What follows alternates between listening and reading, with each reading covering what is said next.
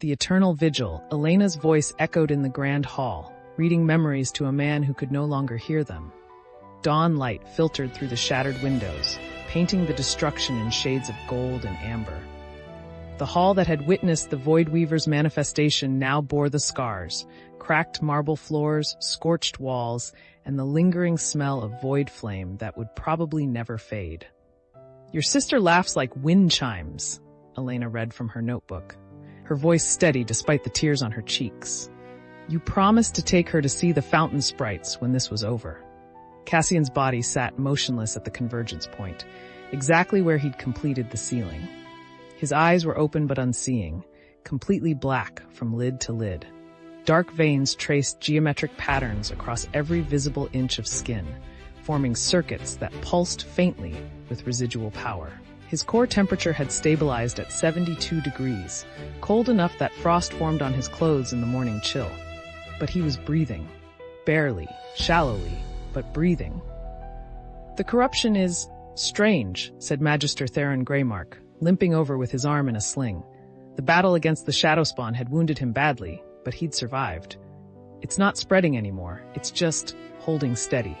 Elena looked up from her notebook. "Because he's not here." "Not really." "Then where?" "With them." Elena gestured to the void flame that still flickered faintly in Cassian's hands. He didn't replace the founding mages. He joined them. King Aldrich approached slowly, supported by 2 guards. The king looked like he'd aged a decade overnight. His face was gray with exhaustion and something deeper. Shame, perhaps, or regret. Can he be brought back? I don't know. Elena closed her notebook carefully, as if the memories written there were fragile things that might shatter. The founding mages held the prison for 300 years. Their souls became the bars of the cage. If Cassian truly joined them, she didn't finish the sentence. She didn't need to. 300 years. 3 centuries of conscious imprisonment, holding back the darkness, unable to sleep or dream or forget. "Then he saved us," Aldrich said quietly, "at a cost I refused to let him pay." "You tried to stop him from using forbidden magic," Archmage Verena said, stepping forward from where she'd been examining the wards. Her robes were torn and blood-stained, her perfect posture finally broken by exhaustion. "You were protecting him. Protecting all of us from this very outcome." "I was protecting myself," Aldrich corrected bitterly, "from having to watch another mage burn himself for the kingdom's sake, from having to make the choice my father made, to execute the weapon we created after it saved us." He looked at Cassian's frozen form. "But he made the choice anyway, without my permission, without my blessing." "He didn't need either," Elena said softly. "He just needed someone to remember who he was." The grand hall fell silent, except for the sound of reconstruction beginning outside. The Shadow Spawn were gone, burned away when the new ceiling had completed. The wards were reforming, stronger than before. Not fed by conventional magic, but by something darker, something that would hold for another 3 centuries if the pattern held. If the cost was paid. High Inquisitor Mordain entered through the main doors, his imposing frame moving with unusual hesitancy. He'd spent the night hunting down the last scattered Shadow Spawn, ensuring the city was truly safe. Now he approached Cassian's frozen form with an expression Elena couldn't quite read. "I should arrest him," Mordain said, but there was no conviction in his voice. "He used forbidden magic in the field, crossed every line we've drawn, consumed a soul, and saved the kingdom," Verena pointed out. "The two aren't mutually exclusive." Mordain knelt beside Cassian, studying the geometric patterns of corruption with a scholar's eye. "But I can't arrest a man who isn't truly here, and I won't desecrate what he's become by treating his sacrifice as a crime." He stood, turning to face the king. "Your Majesty, I formally recommend that Cassian Netherbane be declared a Warden of the Realm, posthumously if necessary. Let the record show he died defending the kingdom from the Voidweaver's return." "He's not dead," Elena said sharply. "No," Mordain agreed, meeting her eyes. "But he's not alive either, is he? Not in any way that matters to the law. This way, his family receives honors and pension. His sister can continue her studies without the stigma of having a brother who practiced forbidden magic." "You want to bury what really happened," Elena said. "I want to protect what he saved." Mordain corrected gently, "including his sister's future, including your ability to stay by his side without being arrested as an accomplice." He paused. "I failed another young mage 30 years ago. I won't fail this one now, even if all I can offer is bureaucratic mercy." Elena looked back at Cassian's frozen form, then at her notebook full of memories. What if he comes back? What if 300 years from now the ceiling releases and he wakes up? "Then we'll deal with that when it happens," Aldrich said. "But for now, Mordain is right. We protect what we can." He straightened, some of his royal bearing returning. "Cassian Netherbane is hereby declared a Warden of the Realm, Defender of Thornhaven, Savior of the Kingdom. His name will be inscribed in the Hall of Heroes. His family will want for nothing." "And his body?" Verena asked quietly. "Remains here," Elena said before anyone else could speak. "At the convergence point, where he can anchor the ceiling, where someone can read to him, remind him who he was." Aldrich looked like he might object, then nodded slowly. "Very well. The Grand Hall will be rebuilt around him, a monument to the price of our safety." Elena felt something twist in her chest. A monument, a symbol, everything except the man he'd been.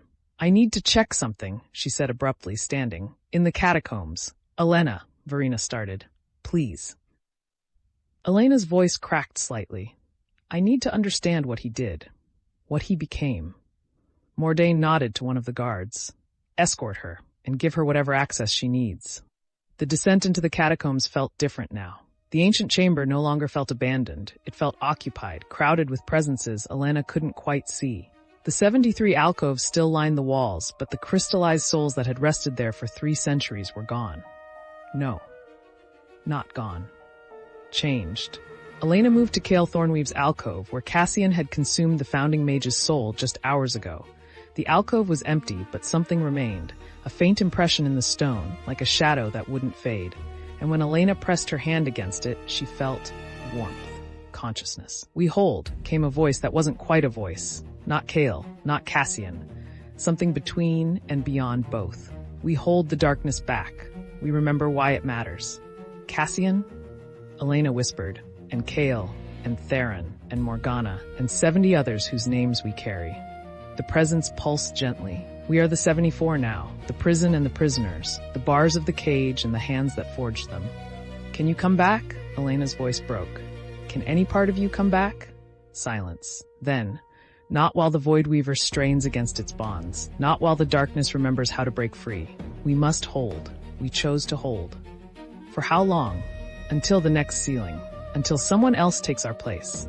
Until," the presence flickered like a candle in wind. "The centuries weigh heavy, Elena Brightwater. Already we forget small things, the taste of wine, the smell of rain. Soon we will forget larger things, faces, names, why we chose this path." Elena pulled out her notebook, pressing it against the stone. "I'll remember for you, all of you. I'll come every day and read these memories until they're carved into my bones, until I can pass them to someone else who'll do the same." "You would spend your life as keeper of our fading dreams?" "Yes." Elena's voice was fierce. "Because you spent yours saving everyone I love. Because someone has to remember the cost. Because—" She stopped, swallowed. "Because I promised." The presence pulsed warmer, almost like gratitude. "Then we are not alone in the darkness. Thank you, Elena. Thank you for—" The voice faded, pulled back into the greater consciousness of the 74. Elena stood in the alcove for a long moment, feeling the weight of centuries pressing down. 300 years. 300 years of conscious imprisonment, and she'd just volunteered to witness every moment she could reach. But that was the price, wasn't it? Not just the price Cassian paid, but the price everyone paid. The Magisters who died fighting Shadowspawn. The founding mages who became the first prison. The kingdom that would sleep safely for 3 centuries while 74 souls held back the darkness. And Elena, who would remember them all. She climbed back to the Grand Hall as the sun climbed higher. Workers were already beginning repairs, clearing debris and shoring up damaged walls. They worked around Cassian's frozen form carefully, reverently, as if approaching an altar. Maybe that's what he was now. Not a man, not a weapon. Something in between. A living ward. A conscious sacrifice. A promise made flesh and void flame. "I found a precedent," Verena said, approaching with an ancient tome. "From the original ceiling. They appointed a keeper. someone to maintain the memorial, to document what was sacrificed, to ensure the kingdom never forgot why the wards hold. A keeper, Elena repeated. The position comes with rooms in the palace, access to the archives, and a stipend sufficient to live on. Verina's eyes were knowing. The last keeper served for 40 years before passing the duty to her daughter.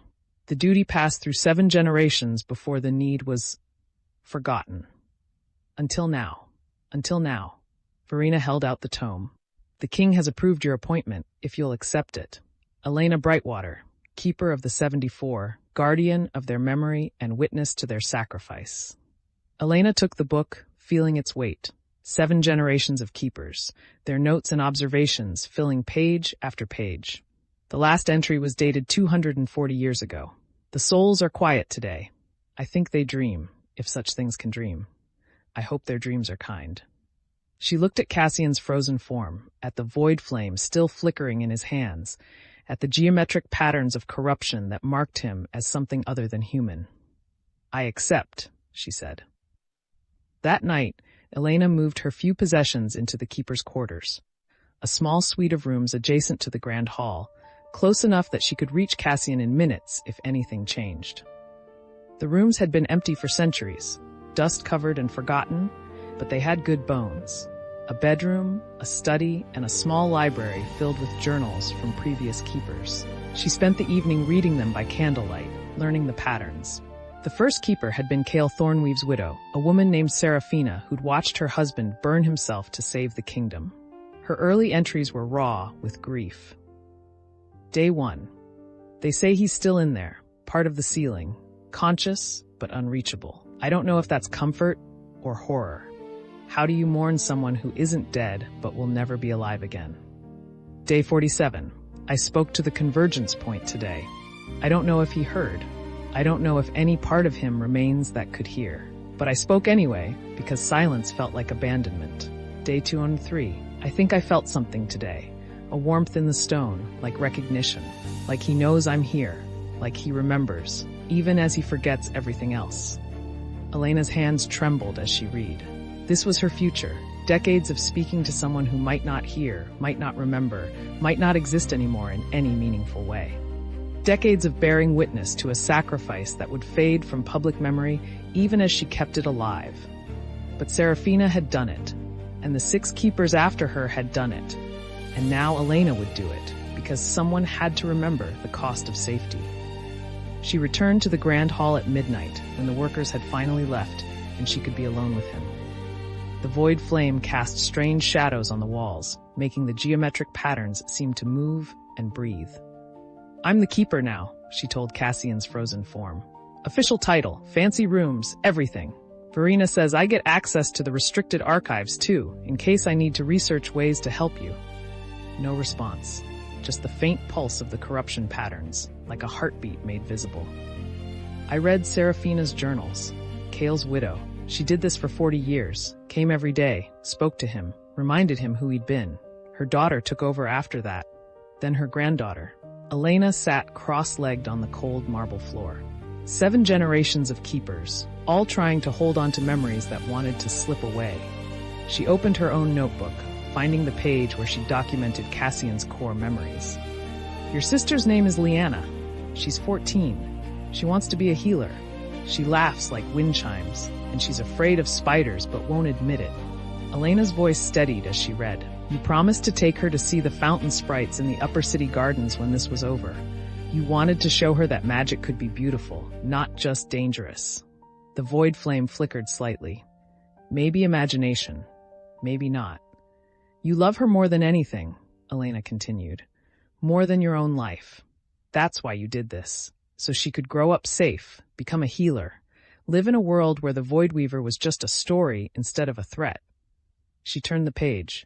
And you love me. You told me that, right before you consumed Cale's soul. You asked me to remember who you were, not what you became. Her voice cracked. So I'm remembering.